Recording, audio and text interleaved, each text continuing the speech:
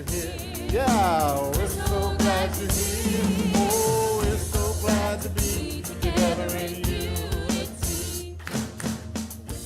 And she's probably watching going, just laughing, but hey, that's what you call a relationship. All right. So, Dr. Paul Kellogg is with us all the way from Iowa. What city do you live in? Des Moines. Des Moines. Is that the capital? Yes. Yes, I should know that. Anyway. Yeah, but not here. Yeah. Exactly. Not here to tell me. And but before we get back to the introduction, let's take another pause. And is anybody here for the very first time? Anybody here? This is your first time. Oh, right over here. Thank you. Thank you for being with us. And they are going to bless us here in a little bit with some music, some beautiful harmony. How many know family harmony is the best kind? It really is. And so they're going to be singing for us here in a little bit. We're just really excited about that. But how many are here for the second time? I knew I'd get somebody. All the way from Kona, Hawaii. Thank you for being with us today. Yeah. No, where's Reverend Therese? She's here too. There she is back there. Stand up for a second. Let them look at you. She's spoken for us before. We're happy that she's here. She has grandkids in town and a daughter, I believe. So we're happy that she's with us today. And in fact, we're happy that all of you are with us. Thank you so much for being here. So when you come to Unity, we just want you to know this is a haven of peace where everyone is loved and empowered through positive, practical spirituality. Right? Welcome home. We love you. All right, Paul. We're going to get you introduced right now. Come on down. All right, this is Paul Kellogg. And I'm not going to ask you what your favorite cereal is. I'm sure you've heard that before. General Mills. Okay. But we're so happy that you're here with us. And thanks for being a good sport. He had me on his podcast last year. Right. And we had a wonderful time. And I just loved the way he presented and talked. And so we just felt like that this was just a good fit. And why don't you tell us a little bit about yourself and your family and what you're doing here in Greenville? Sounds good. Sounds good. Well, thank you for having us, everybody. Yes, we are here in Greenville visiting Sandra, our second daughter, and her family. There she is right there. And that is Addison, granddaughter right there, who already has asked James, hit James up to, can she hold the mic?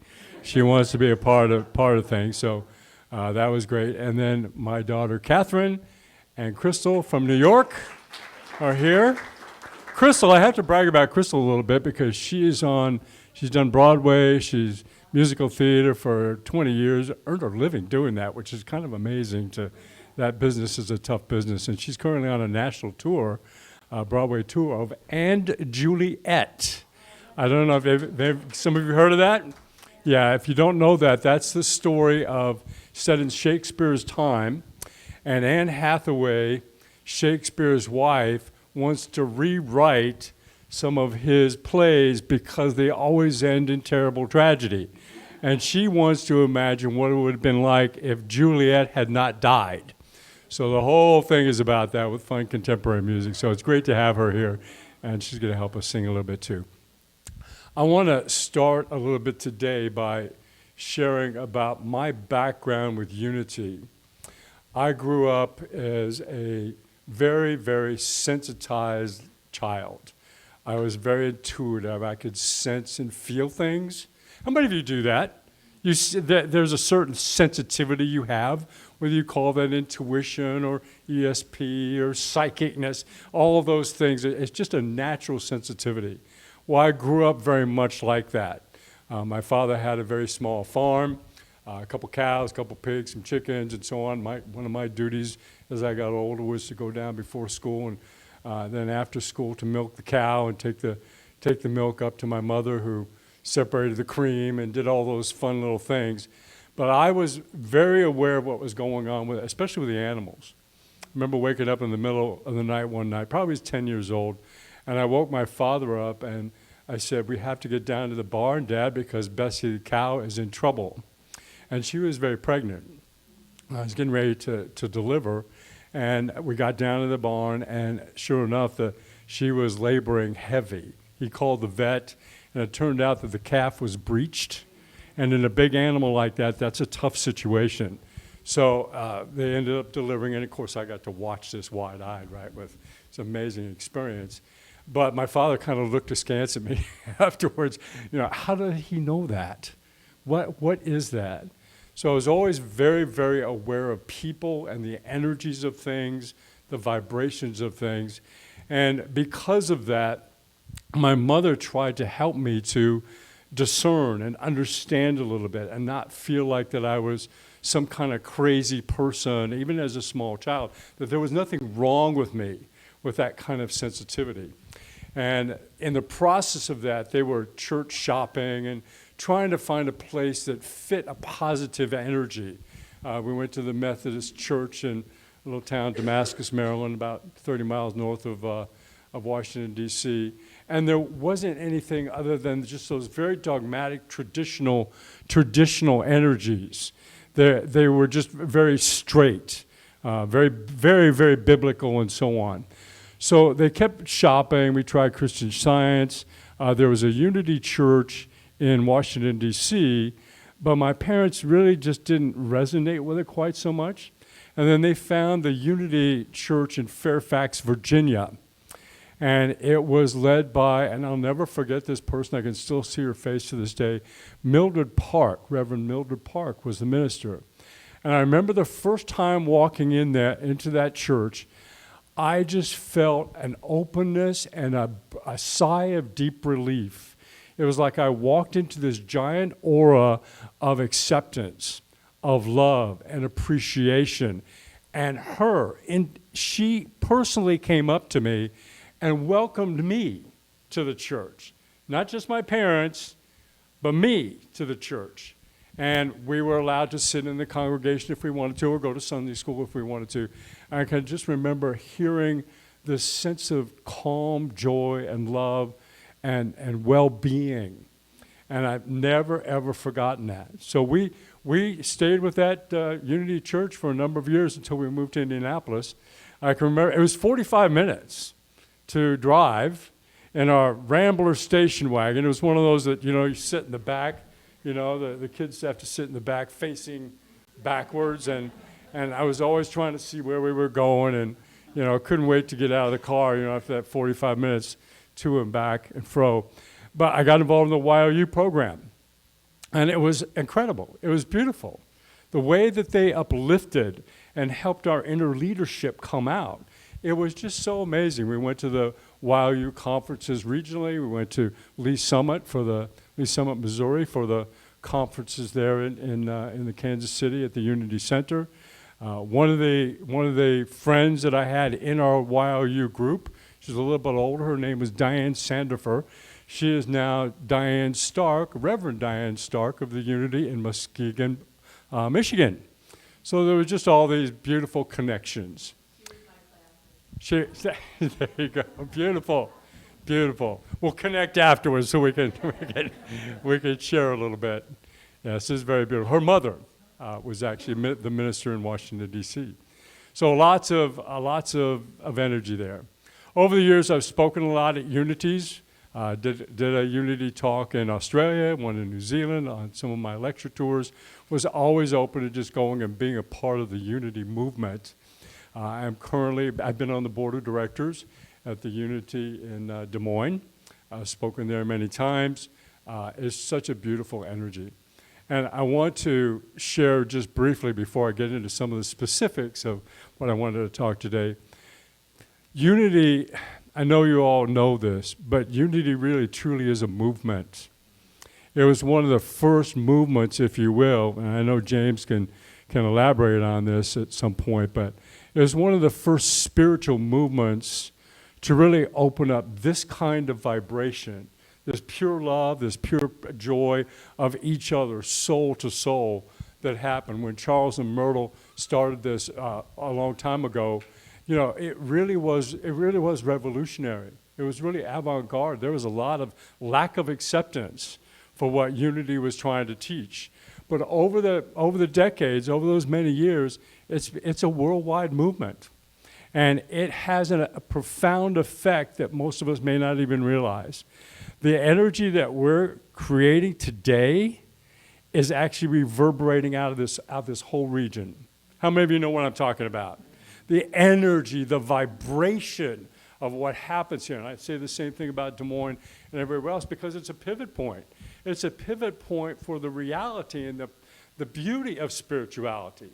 Not the worshiping and not just the dogmatic part of spirituality, but the joy of the spirituality, the beingness of the spirituality. It's not something that I'm going to sit here, you know, for 45 minutes, and then at the end of the sermon, I go out and I forget everything that was here. Which a lot of times, how many of you know people that do that? They go to their church Sunday morning, the rest of the week they forget what the lessons were, supposedly about Jesus or whatever that was. So the fact that we carry that with us out throughout our day, throughout our week, has a profound healing effect on everywhere we are and everything that we do. How many of you buy that? If you go out and you're happy and you go to some of the Walmart or Sam's Club or whatever it is, and there's somebody having their full-on day, right, with all the tension of Christmas, and you smile at them and you say, hey, I see you. Hey, I see the real you. Hey, I enjoy that you are here being of service to me. Thank you for that service. Yeah. Can you imagine what it's going to make them feel like? They go home, and then they say that in a little bit more positive way to their family. Monday morning, the kids go to school. They're a little bit more happy. The teacher has a little bit less stress because the kids are more happy, right? So it just continues to pay itself forward and forward and forward just because of what we're doing here today. That's powerful. And the unity of all of us doing that together is exponential. It's not 4 plus 4, it's 4 times 4. And you're going to see a demonstration of that here in just a few minutes. We're going to actually levitate Reverend King.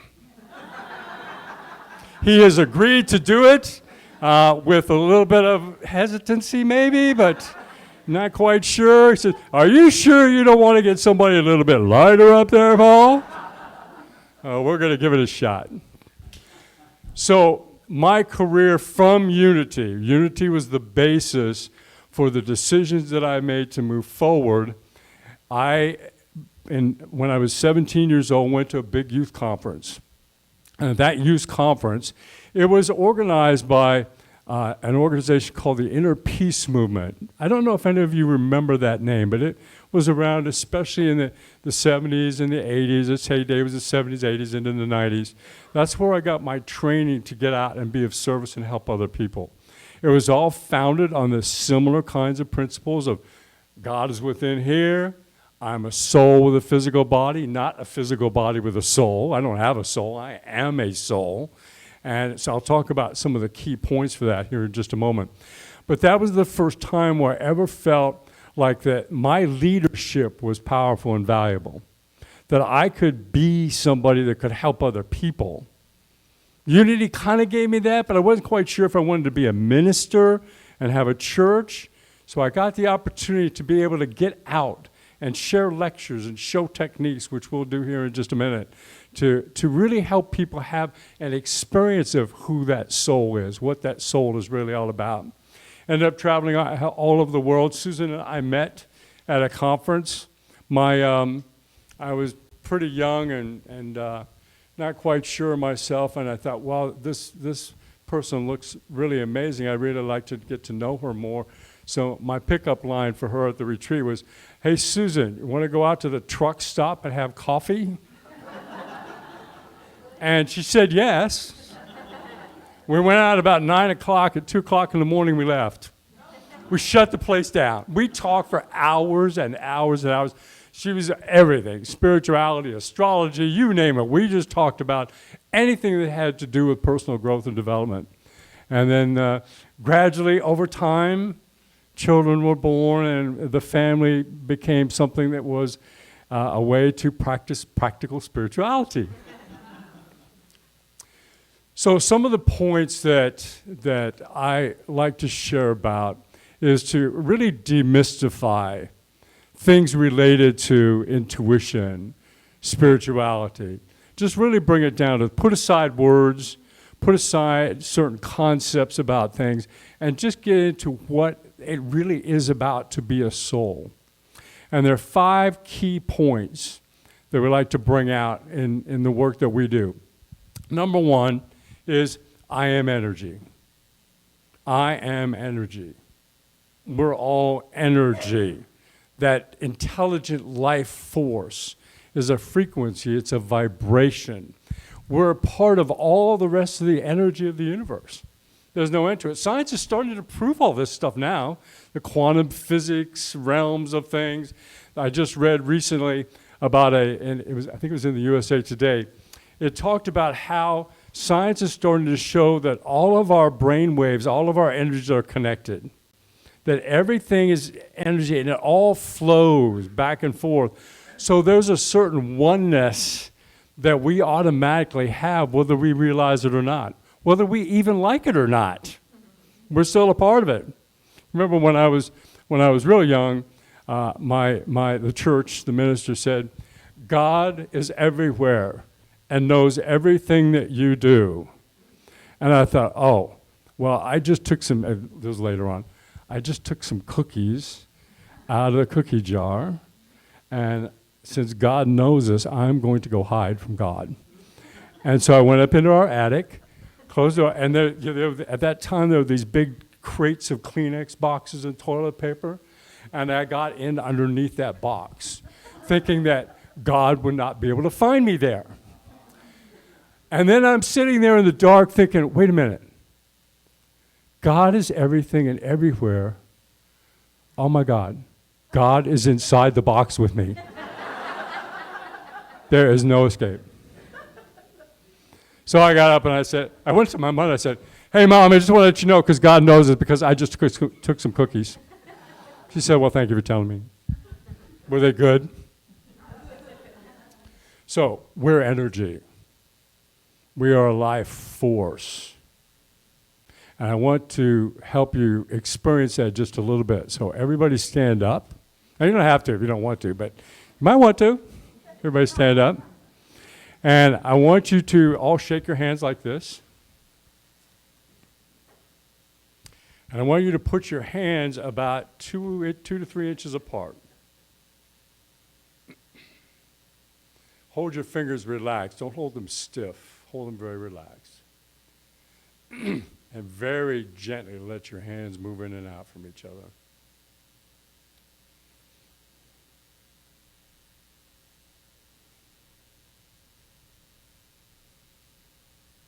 Some of you may have done this before. Healing work, Reiki, all those kinds of things. What do you feel there? Anybody? Just yell it out. Energy.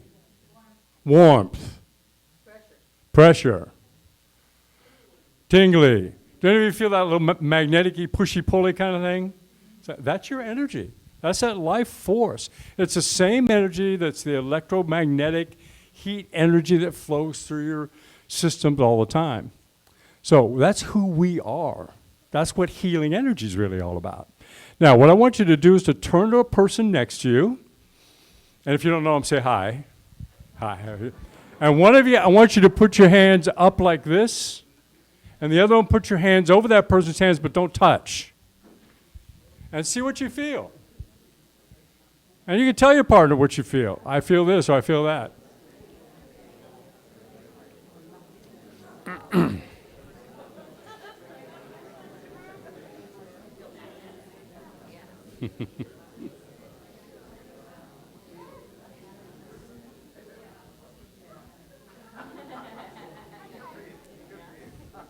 All right, switch positions. Switch positions. See if it feels different.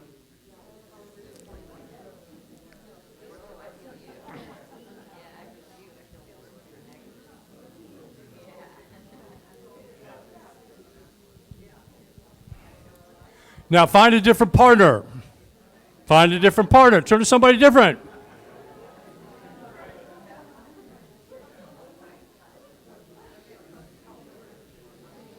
There you go.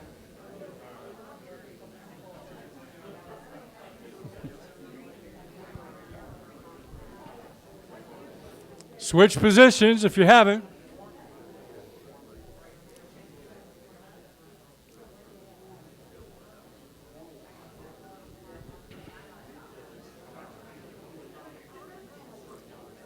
All right, come on back and have a seat.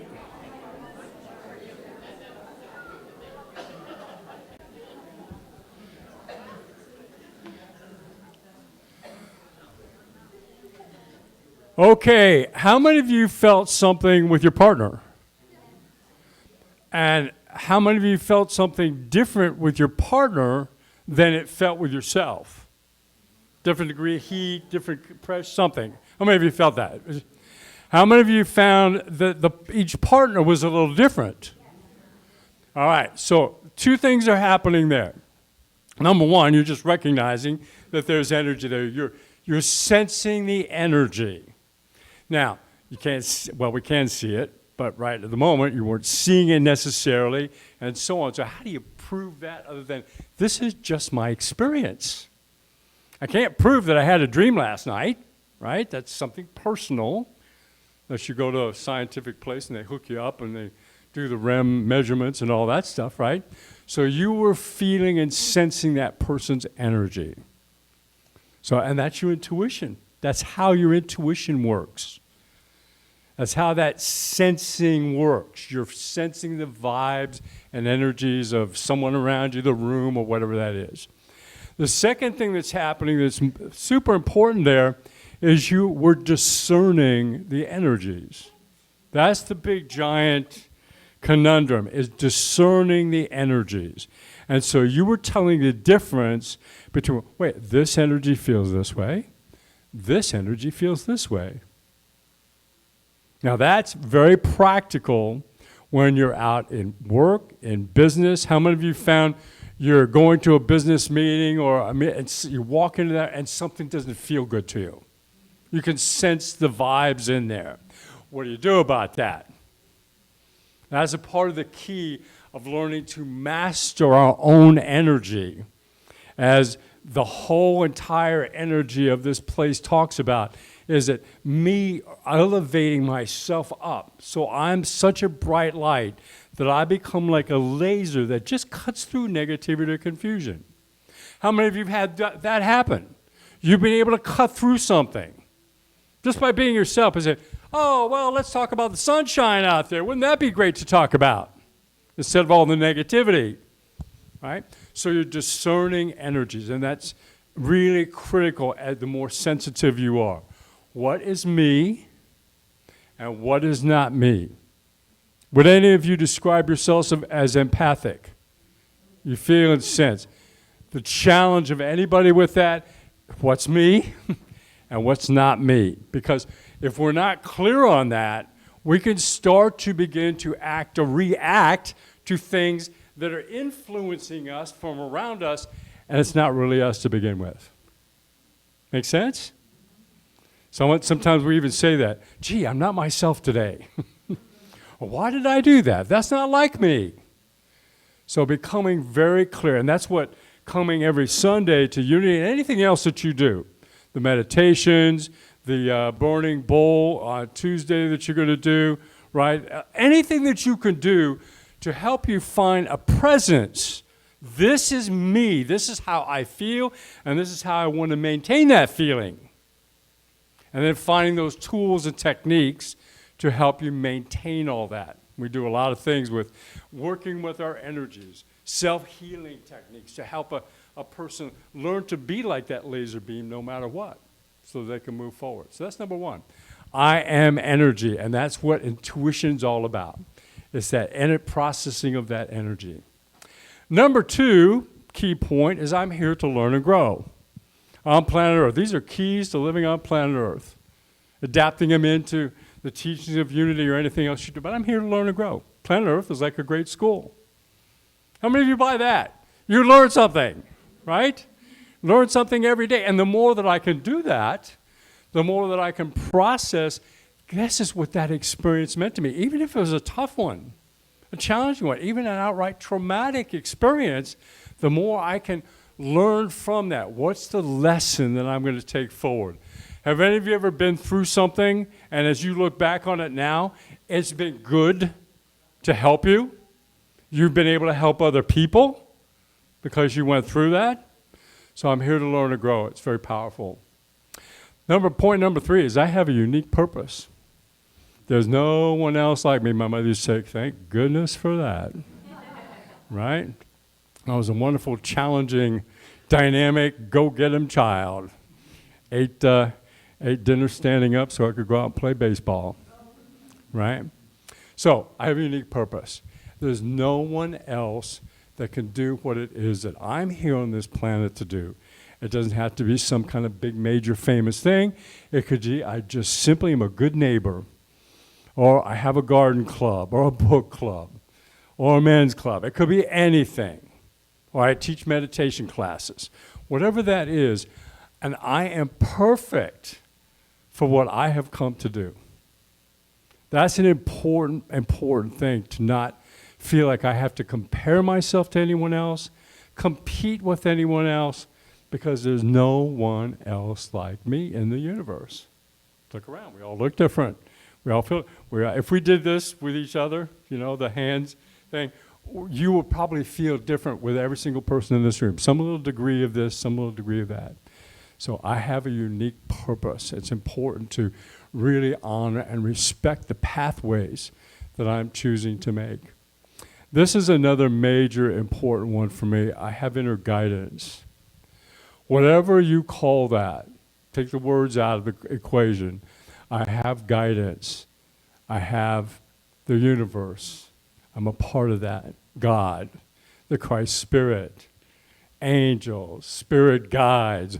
However you relate to the idea that I have help, that you have help, it's important to recognize that and call on it. Be a part of it. How many of you found that to be true? When you call out, when you ask for that help, it's amazing. Jesus talked about it. I'll send the Comforter to help you remember the things that I came to teach you. It's been that way for ancient times. Native Americans talk about the Great Spirit, the spirit guides, the ancestors that are helping their tribes. So, for me, they're like spiritual helpers, master souls. Some people call them guides or angels. I have a team, and that team is here to help me accomplish what it is that I've come to do. Not there to command, demand, impose on my free will, just there to back and support whatever it is that my direction is. Those master souls have a bigger picture, so they can see the forest for the trees. So however you relate to God or that energy, it's that bigger picture things that you can target into to find greater answers and greater direction. That guidance can help you make your intuition a very practical tool for fact-finding. Most people say, oh, I trust my intuition. Oh, yeah, I trust my intuitions. How much of the time do we use it to actually bring in the facts? Go sense what's happening in the office way before I get there. Would that be helpful to know what kind of energy you're walking into? Of course. There you go. So we have inner guidance. And then the last point is I am free. That's the most challenging one of all, because we see the government, we do this, we do that, we have all these outer influences happening all the time. How can I be free? Well, I'm free to choose. I'm free to make those decisions. If I don't like Greenville, I can move to, where is it, Hawaii? Yeah, we go to Hawaii. I can choose. I can choose to do that. So I am free to be me. I'm free to shift my environment or my relationships. I'm free. Don't want to get the divorce, but if I had to, I'm free to choose that, right? So I'm energy, here to learn and grow. I have a unique purpose, have inner guidance, and I am free. And all those things, if we practice those on a regular daily basis, if we learn and grow, there's no doubt that we won't find ourselves in the right place at the right time, being greater for our community, being stronger, more clear in our relationships, not losing ourselves in our relationships. How many of you find that happens? You care so much, you love so much, you want to give, and then what happened to me? Where am I in all those things? So all those things can help us. So that's the big picture. I call this title of this talk, I think, James, it was The Divine Gift of Practical Intuition. It really is divine because we have it already. We're the divine in all of that. We have that. So I'm going to show you now a little demonstration that puts all of this together. So if I could have Crystal Catherine and Sandra up here, and James up here, and James will need a chair, one of those chairs. All right. Yeah. See, I think we're going to need to put it right here. James, put it right there. Okay. There we go. Okay, I'm going to put the mic over here a little bit. All right, James, have a seat on the chair there. This is going to be there, right? No, okay. Now, James, I want you to sit up on the edge of the chair. Okay, there we go, like that. All right, put your legs straight down like that. There you go, right. And then put your hands on your head. Yeah, you got it. Oh. Just like that. Now, when we come underneath like this, push down my fingers. Yeah, we want you to get stiff like that. Okay? Okay. All right, here we go. Okay, so what we're going to do is we're going to see, so everybody just put your fingers like that, okay? Let's just get down in there. Yeah, that's fine. Let's push down, James. Okay, well, you didn't go very far. All right, make sure you push down. Okay? Yeah, okay. On both sides. I will. Okay, let's try it a little different way. Put your hands up, practice. Yep, there you go. So we're going to practice this, all getting it at the same time. Right? Hold your own weight. Right? Practice getting it at the same time. Right? Here we go. We're going to count real strong, real fast, like a fast heartbeat. All right, here we go, guys. 1, 2, 3, 4, 5, 6, 7, 8, 9, 10. Not yet, James. Not yet. Now, you're just stiffening this, not the rest of you. The rest of it just stays like it. You're just pushing down on our fingers. I want to help too much. Yeah. Spoken like a real reverend. All right, one more practice. Ready? Here we go. 1, 2, 3, 4, 5, 6, 7, 8, 9, 10. All right, here we go. All right. Stay straight up, Jim. Okay? Here we go. Here we go. Ready? Right it goes. 1, 2, 3, 4, 5, 6, 7, 8, 9, 10.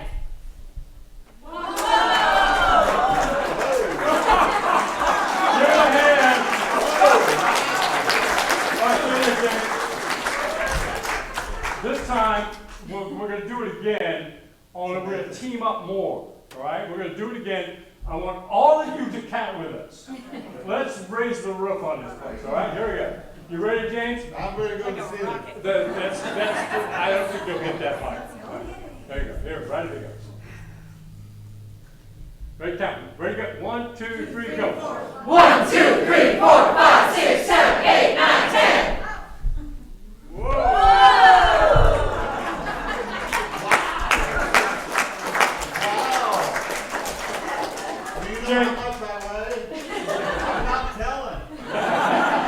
Well, was that uplifting for you, James? That was Okay, very great. Thank you, ladies. Thank you, ladies.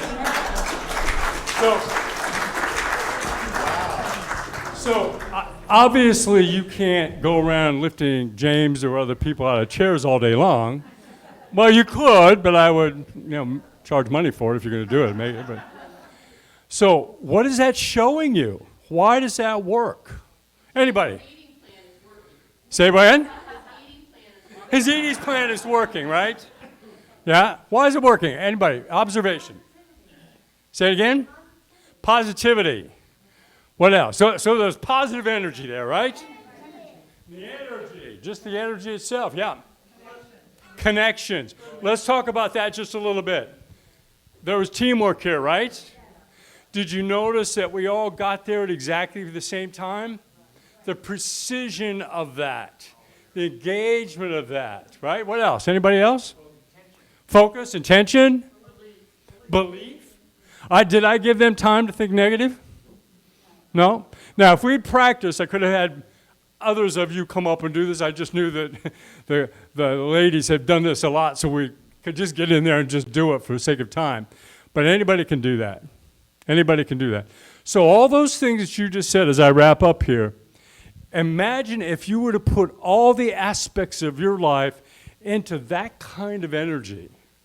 Taking the time, being patient, putting your intuition here, putting your common sense here, putting spirit, God, whatever it is, that bigger energy, that divine energy here, and putting your own goals and intention, or however you want to relate to the facets of your life, taking time for myself. At the very beginning, James asked, are you taking care of yourselves? It's not just physical. Physical is 10% of it. If you take care of that spiritual, that mental side of it, it affects the physical body huge. Even just having the positive intention that this vitamin is going to work for me. Yeah. They've shown scientifically that people that are thinking more positively respond better to their medical treatments than people who are thinking negatively. So the point of this exercise, not only have fun, but that sense of enthusiasm that you all had when you were all counting, the joy of seeing that accomplishment. Spirit, I'll leave you this, spirit is attracted to enthusiasm. The positive feeling of just going after it, even if it's going to be a tough challenge, just going after it, giving it a shot with that sense of, yes, I can do this, I'm going to give that a try. And I've got all these resources backing me and supporting me that I can tap and continue to grow and use. So I'll leave you with that. Have a joyful, wonderful, uplifting day, the rest of your day. Give James a hug so he can feel like he can come back down to earth a little bit. And thank you, James.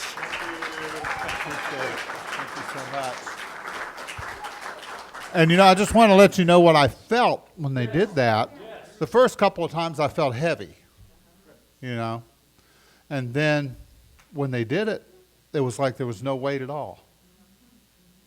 Either that or you guys are Olympians. Right? Because I'm over 200 pounds. I didn't know if you knew that. Anyway, that was amazing. Thank you so much. Let's give them another hand for beautiful, beautiful. So we're going to prepare for our meditation, and Paul's going to lead us in a meditation. But before that, we have a beautiful piece that Wynn is going to do for us that is just wonderful. So we're going to turn down the lights a little bit. I'm going to invite everybody to just get comfortable.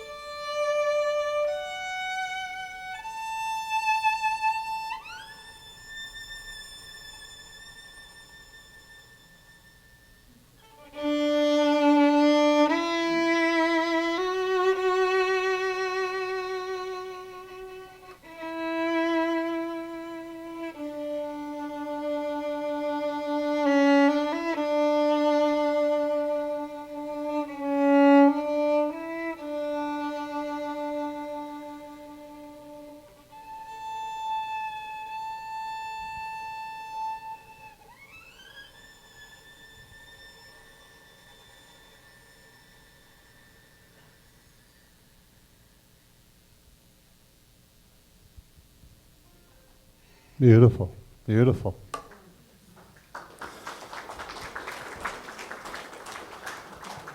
All right, Paul?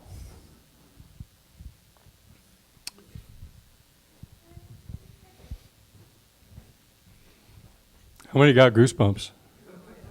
Wow, that was just beautiful.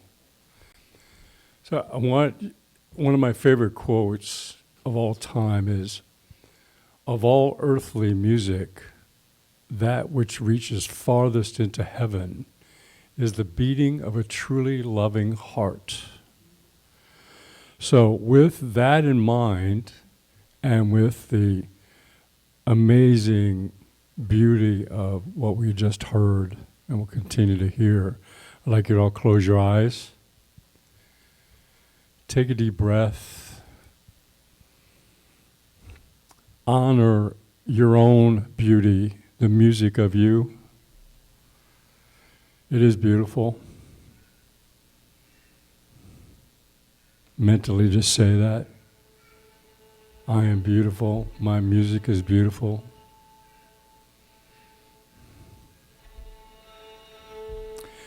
And now let's expand that energy out from you and begin to unite it with all the rest of the beautiful energies in this room. Your friends, your colleagues, your family, the Unity family. Let's unite together. Imagine that however you see it, feel it, sense it, think of it as an amazing, brilliant ball of bright energy. Feel its gentleness, yet its power.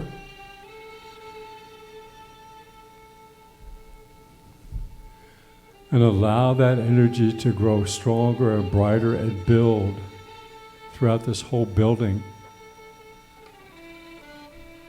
Touching the other people in the building, the YOUers, the other staff members.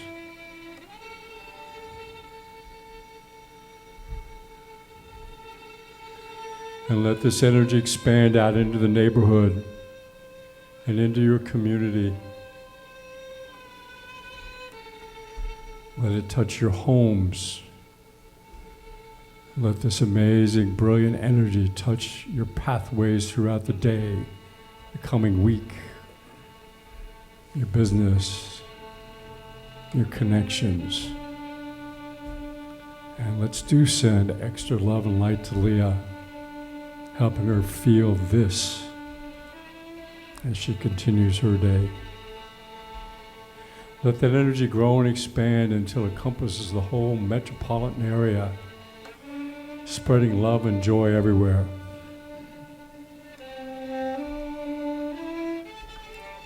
And let it go throughout the state, all through South Carolina. Let it span the country, sending love to all the people that you care about all around the country. People that might need healing, send some of this love and light to them.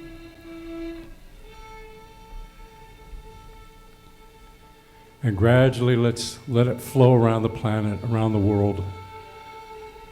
Feeling planet Earth is this amazing opportunity to be and grow and share and prosper.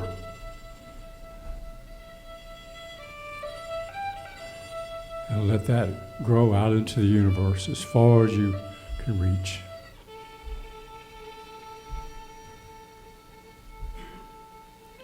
And as this amazing team begin to come back, bring that energy back, the strength of it, the power of it, the simpleness of it. Let it come back into this room. As it comes back to you, let it fill you up, rejuvenate you, restore you, heal your spiritual DNA and your physical DNA. Let it uplift you. And set the intention that you're carrying this throughout the rest of your day, throughout the rest of the week into the new year.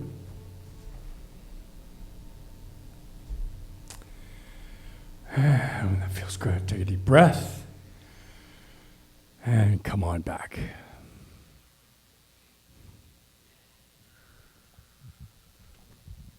Thank you, Paul. Let's give Paul another hand. That's fantastic. Fantastic. Thank you. Share. Yeah. It's great. Yeah. Great.